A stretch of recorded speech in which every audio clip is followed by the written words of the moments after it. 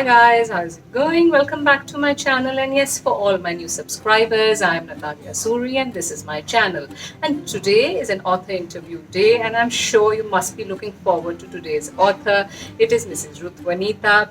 Now, she has written the book Memory of Light. What is the book about, and how about her journey as a writer, that you'll come to know when we talk to her. But to tell you a few things about her, she was also the founding co-editor of Manushi, India's first nationwide feminist magazine. Wow. And come, let us talk to her first about her book and then perhaps her journey as a writer. Come. Ma'am, thank you so much for joining. It's really a pleasure talking to you, ma'am. Thank you. Thanks for inviting me. Ma'am, what is this book Memory of Light about? This is the book, and it is now available as an ebook from Penguin. It will be a print. The print version will appear when the bookstores open. The main story is a love story. It's set in late 18th century Lucknow, and then there are many side stories about other relationships, friendships, activities of people going out, picnics, shopping, fighting, making up, and so on, neighbors and friends. And the two women, one of them lives in a kotha in Lucknow, the other one is visiting from Banaras. Their names are Nafis and Chapla. They are both courtesans of the wives. One is a dancer, Chapla is a dancer, and Nafis is a poet. So and they have many friends, male friends, female friends, etc. That's the story. Okay. Any particular reason that you have kept King George's birthday as an introduction ground of the characters who would fall in love? It's not the introduction, but it occurs after they already know each other. I have included in the book many historical characters, like the poets Insha Rangeen and others, and also many historical events. And one of the historical events in Lucknow in this period was the very big celebration of King George's 50th birthday, which was known as the Jubilee. And so in my novel, I have Chapla dancing at the residency on this occasion. And that is taken from an actual poem written by a poet of the time, Insha, in which he describes a courtesan called Chapla Bai dancing at the residency on this occasion. The poem was about the Jubilee. And so I've translated from that poem a little bit about her dancing and her dress and her looks and her intelligence and all that he writes about. So, yeah. Ma'am, how would you define the relationship between Chapla Bai and Nafis Bai, especially in today's time and date? Would people accept such relationships, and what is your take on this? Well, of course, many people do accept relationships between women, and there are many such relationships in every society. At the time, of course, this is pre 1857, and it is before the so-called anti-sodomy law, the 377, came in. So attitudes at the time were very different. If you read the writings of poets at the time, which is what I've read, both their poetry and their prose, they write very happily about all kinds of relationships. So male-female relationships, male-male relationships, female-female relationships in the same tone. And sometimes cheerful, sometimes playful, sometimes funny, sometimes serious, sometimes romantic.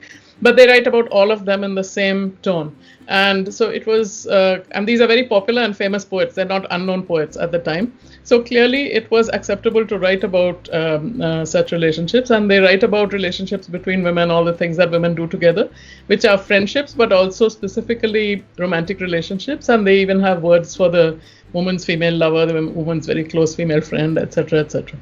So, I wanted to see how a relationship like this could imagine how a relationship like this could unfold in that world. Any specific reason for choosing the same-sex love story? I'm interested in it, and that's how I imagined it. And in the story, I also have a relationship between a man and a woman. Which is also based on an actual incident at the time. So Nafis's neighbor Bakshi, who's a woman, the wife, has a relationship with a poet called Hazrat, and there, in fact, it faces much more opposition, that relationship, because this is an actual story where the lady in charge of the kotha sees this as a loss of her earnings if Bakshi has a relationship with only one person, and he is a poor man also, so she doesn't like it. So that is one of the subplots, one of the little stories in the novel. So I have male-female relationships also, so many types of relationships, yeah. Ma'am, out of all your characters, who do you really feel bad for and why? I don't know. I feel bad for anyone. I guess Insha, the poet Insha, he ended up, by today's standards, not at all dying, by today's standards, not at all old, or even by standards of that time. And he ended up in extreme poverty and destitution. And so that was sad because he was a major, very great poet who was very wealthy in his lifetime, enjoyed himself a lot. He was very sociable, but he died alone and lonely and poor and so on. So that was sad. Yeah. And ma'am, why did you choose a soft alliance of poetry and verses in this story? Does it have anything to do with the female protagonist, as females are generally considered soft, and the main focus, though a man and a woman relationship doesn't attract that much attention as the same-sex relationship. So does that have anything to do with that? Why poetry and verses was chosen for any reason?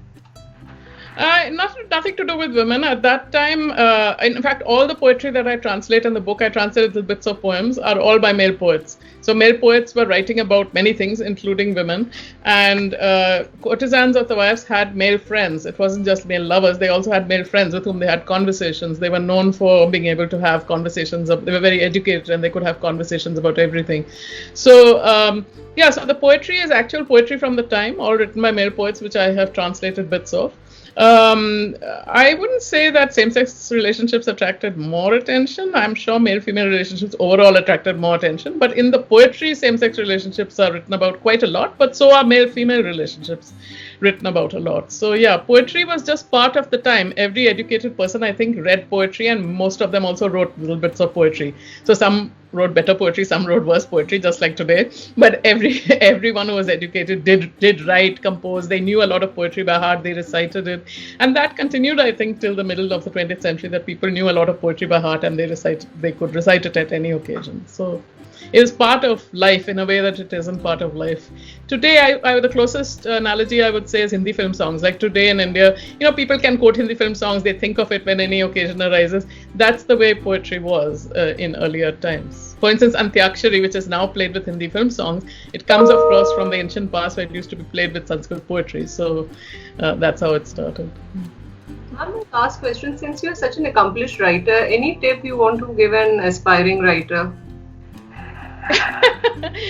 I guess I don't know what tip can I give. I mean, everybody, it's what takes hold of your imagination, what captures your imagination, the society, the characters, is what you write about, right? So it will be different for every writer. And ma'am, how was your struggle of getting the book published? Was it easy? Was it difficult? Because generally they said the writers have to accept the word no as a part and parcel of the whole process. So what's the struggle like? Well, interestingly, I since it's my first novel, I was a bit apprehensive about that. I wasn't sure what its quality was, but I got offers immediately from 3 major publishers, top Indian publishers, and I chose Penguin. Yeah. We had such a sweet and a short conversation, and it was an insight about your book. I'm sure the viewers are going to enjoy the conversation and the book. Thank you. Yeah. Thank you so much. Yeah. Thank you. So guys, we had Miss Ruth Vanita with us. I'm sure you enjoyed that short and sweet conversation which we had with her, and insight into her book and her journey as a writer. So yes, do tell me, what did you think about today's video? My email address is given below. Share your views and comments as usual. And yes, I post in videos, 4 times a week, Wednesday, Thursday, Saturday and Sunday. The time is 7:30 p.m. Don't forget to tune in, and you know what you need to do. You need to take care of yourself, which is very, very important. And yes, do tune in my next video, which would be very soon. Bye. Take care.